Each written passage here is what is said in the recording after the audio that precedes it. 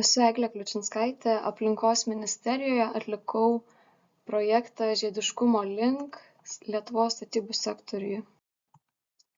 Projekto pagrindinis tikslas buvo parengti gaires žiedinės statybos valdymo ir vystymo modelio kūrimui. Tai vienas 19-osios vyriausybės prioritetinių veiksmų, kurį yra įsipareigojus atlikti aplinkos ministerija. Projektą pradėjau 2 kūrybinėmis sesijomis, kuriuose kviečiau dalyvauti platų ratą suinteresuotų statybos sektoriaus veikėjų ir sesijų metu buvo išgrynintos mintis, kad tema tikrai aktuali ir tie veikėjai, kurie veikia šiame lauke, įvardijo, kad ir žinių, ir ryšių su užsienio ekspertais jie turi, tačiau nevyksta žinių cirkuliacija, žinių mainų stygius, įvardytas taip pat duomenų prieinamumo ir monitoringo trūkumas, ypatingai kalbant apie statybinės medžiagas, statybinius produktus, būtų tai nauji ar naudoti. Pažymėta buvo lyderystės stoka, kadangi žiedinės statybos siekiant holistinis žvilgsnis ir integralumas labai svarbus, ypač reguliacinėme lauke. Pilotiniai projektai buvo išskirti kaip pagrindinė priemonė, skatinant eksperimentuoti, bandyti ir remiantis rezultatais kurti reguliacinės priemonės. Ir paskutinė mintis, kuri buvo nuskambėjusi, tai paklausos trūkumas. Šiai dienai Lietuvoje žiedinė statyba nėra patraukli vartotojams. Vartotojai nesirenka investuoti į žiedinius sprendimus. Paraleliai buvo atliktos ir užsienio praktikų analizė bei esamų projektų ir procesų reguliacinėme lauke apžvalgos. Tai užsienio strategijose buvo apžvelgta Nyderlandų, Švedų ir Danų pavyzdžiai. Visos šios šalys siekia žiedinės statybos, tačiau skirtingais keliais. Nyderlandai nuo 2018 metų turi kryptingą strategiją, kaip pasiekti žiedinės statybos. Danai įsikėlė tvarios statybos tikslą, kur tarp 21 iniciatyvos yra įvardytas resursų saugojimas. Švedai tuo tarpu neturi specifinės statybų sektoriui skirtos strategijos, tačiau vadovaujasi nacionaliniu žiedinės ekonomikos veiksmų planu ir integruoja į regioninės bei savivaldų lygmenis.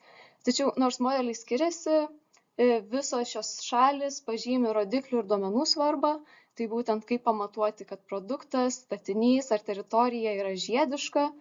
Jų perėjimas yra grindžiamas CO2 emisijų skaičiavimu ir čia Danija yra pirmaujanti valstybė, kuri įvedusi pirmoji ribinės vertės savanorišką klasę.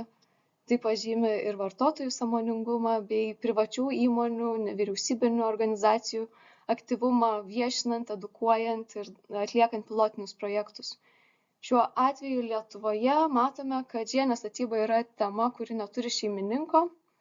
Todėl reguliacinėme sektoriuje reguliacinės priemonės yra kuriamos fragmentiškai, nematant to integralumo ir holistinio vaizdo, nes reiktų pažymėti, kad kai kurie projektai, tokie kaip statinio gyvavimo ciklo informacinė sistema, kuri dabar yra kuriama, yra tiesiogiai susijusi su žiedinės statybos tikslais, tačiau trūksta to žiedinės statybos sąvokos, žiediškumo įvardinimo, visumos matymo ir komunikacijos. Šiuo projektu yra paliekamos rekomendacijos, į ką atsižvelgti, kuriant žiedinės statybos modelį. Tai yra siekti visų sektoriaus veikėjų integralumo ir veikti 4 pagrindinėmis išskirtomis kryptimis. Tai yra edukacija, rinkos plėtra, duomenys, jų rinkimas ir monitoringas bei reguliavimas.